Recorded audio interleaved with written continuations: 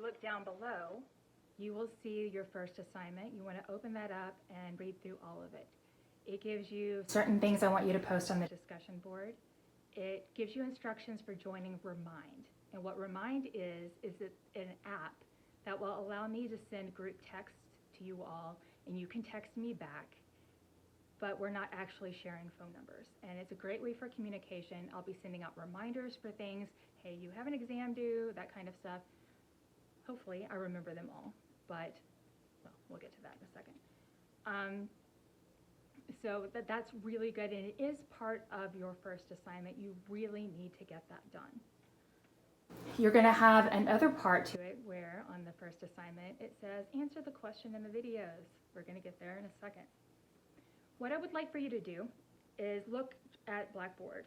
Over on the left-hand side, in the column over there, you will see lecture videos, and that will give you direct links to the videos I was talking about. You will see blank lecture notes, okay? And those will be the ones that I'm filling out on the videos. You will also find your grade book. Now, I want to warn you about that. My math lab grade book is always going to be more accurate than Blackboard.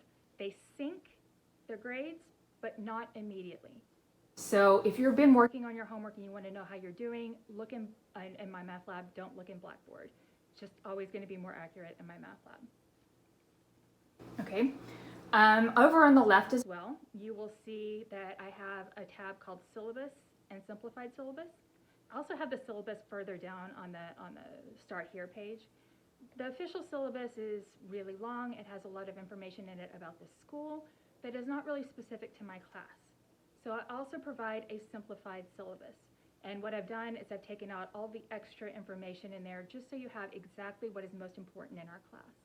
Now in both of those, in the syllabus and the simplified syllabus, I have the course calendar in there. But to make it easier, I've also separated the calendar out, and it has its own tab on the left. Now on that calendar, and things may have to change, whether technical problems, outages, that kind of stuff. But in general, if you look at the calendar on a particular day, you'll see something at the top, and it's in regular font. And that is what I suggest that you try to learn that day.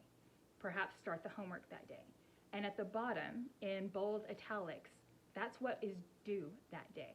Now the due dates are also in my math lab, and it should be very easy to see, but that calendar serves as your first notice. Like I said, I'm going to try to remember to send out notifications when you have something major due, but that calendar is your first notice, and you are responsible for getting things done on time. Okay? So let's open the simplified syllabus. If you open that up and follow along. At the top of that, you're going to see my contact information. You have my office number, my phone number, my email, all of that kind of stuff. The best way to contact me is either through a Blackboard message or through a Remind text.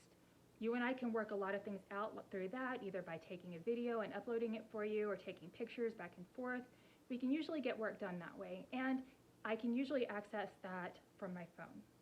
Now, email is probably second best. It's sometimes tricky to get that on my phone, so if I'm not at home and on a computer, it may be a little bit hard for me to do.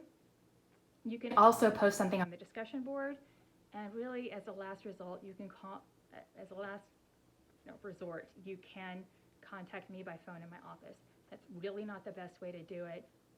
I'm not always in my office, and it's really hard to get voicemail when I'm not in my office. So it's probably the last resort it should be. Okay. You'll also see my office hours, and that's when I'm sitting in my office, usually all alone and bored, waiting for somebody to come by and talk to me. That's a perfect time for you to come by and discuss your grades, what you're having trouble with, all of that kind of stuff. Now, my office is in the old gym, room 111. The old gym is the one with the swimming pool in it. And why am I in the gym? Because they offered me a larger office with a window. There we go. I'm often in my office with the door closed, and that's mainly because in the afternoons particularly, the gym gets really loud. There's open gym, you hear basketball sneakers squeaking, you hear basketballs, you hear racquetball, you hear people talking and laughing. It's just really hard for me to work. So if you want to come by and my door is closed, don't assume I'm not there. Just knock, and if I'm in there, I will open the door and we will talk. Okay? And also, if you need to contact me or you want to meet either by Zoom or in my office outside of office hours, let me know. We can probably work something out. All right, so we talked about the textbook and my math lab and the graphing calculator business and the withdrawal policy.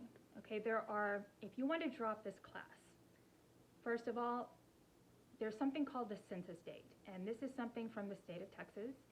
And if I do not see significant academic progress by the census date, I am required by law to drop you from the class. Now, the census date for second 8 weeks is the second Monday of class, which is October 23rd.